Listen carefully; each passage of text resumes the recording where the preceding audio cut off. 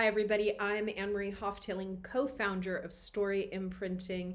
And today I want to talk a little bit about business development, the story you're telling yourself about it, and how this might be impacting you, and ways to rethink and reimagine what it is. Because I have a business development background, and I want to talk a little bit about my own journey with that, but also the work we do with our clients and why I think it's so important to reassess what business development actually is versus what it is often presented as. One of the things that I see a lot is the reaction to business development is often either it's icky and gross and I don't want to do it.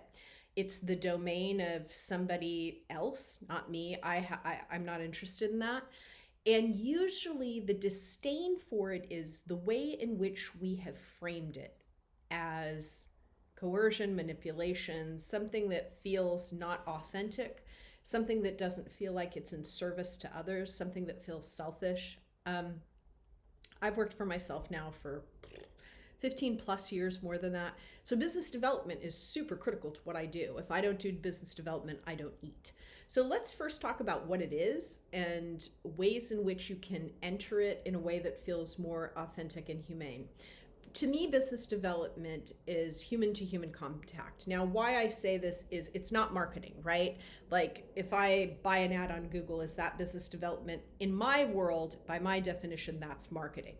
But if you and I are having a conversation one-on-one, if we are networking, it's human to human contact, right? That's really what it is. And that, by the way, doesn't mean necessarily one-on-one. I consider speaking engagements sometimes when they're large public engagements also a form of business development. But at the heartbeat of all business development is trust, authority, credibility, and relationships. All of that is what matters. What is interesting to me as somebody who does this work, and this hair standing up is like really troubling me. Okay, I can now move on with what I was saying. Anyway, what troubles me is the way that we typically train people, and by we, I mean not me, to do business development are things like an elevator pitch, to tell people what you do and the time it would take to get to one floor to the next. It's incredibly artificial and manufactured, and it's not something that feels natural to anyone. It feels performative and weird. Phrases like, what keeps you up at night? Tell me about your pain. None of this feels organic or truthful or connected. And so the way I see business development is my ability to solve people's problems. And I'm not always the solution, by the way. Sometimes I think it's important to connect them to other people that I think they might need. It's being invested in other people's success. If I can help them and I am the right fit, absolutely, I would like to do that. But very often, a lot of it is building relationships and just helping people in the ecosystem be more successful. And so I don't view business development, first of all, as the domain of extroverts. I think that's something that needs to be gotten rid of immediately. Let me just destroy that belief right now. Many of my clients are indeed introverts, and they are superb at business development. By the way, research bears that out. And why is this so? Because they're excellent listeners. Really good business development people are excellent listeners. The reason I think business development is such an important tool for you is it really is powerful. Whether you want to move up, you want to move on, you want to move out, you want to be on your own, the ability to generate revenue will always protect you. I launched my first business in a recession and I was able to sustain myself. I launched Story Imprinting with my business partner, Holly Amaya, in the middle of a pandemic. By the way, I have fantastic timing. I know, you're jealous. It's okay. But I was always able to sustain myself because business development was a core muscle I had that I had built that was really, really strong. If you fear it and you feel it's gross and it's weird and it's terrible and it's the domain of extroverts who, are slick, you're always going to kind of retreat from it. But if you feel like it's really about connecting with people and helping them to be successful and you're in service to people, you won't feel that way. I will also say it matters what you're selling. If you're working for an organization you don't believe in, if you're selling a product that you think is not valuable, then those are sort of non-negotiables to me. Those things are never going to work. But I think that I feel really strongly when somebody writes me a check, they're better for having done it. I believe that in the marrow of my bones. I've done this work for a very, very long time. People have built many, many, many, many, many millions of dollars in books of business. And so that for me means that I'm never coercing anybody to do anything. I'm also not somebody who tries to get somebody to sign on a dotted line in the first 24 hours or, the price goes up. I'm somebody who actually in a consultation 99% of the time will tell somebody, if you haven't already, please go speak to 2 other people. I think it's important that you get particularly with coaching, less so with training, but with coaching, I think the intimacy and your ability to create a bond with that person is really important. And so I think it's important that you talk to a couple of people. It's really important to me to have the right client, not just a client, not just a paying client, but the right client. It's important for them and it's important for me too.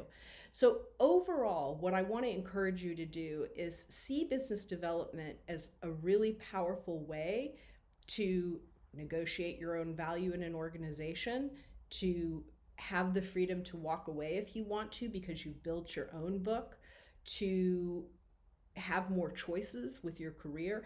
And by the way, I totally understand not everybody's work is connected to business development.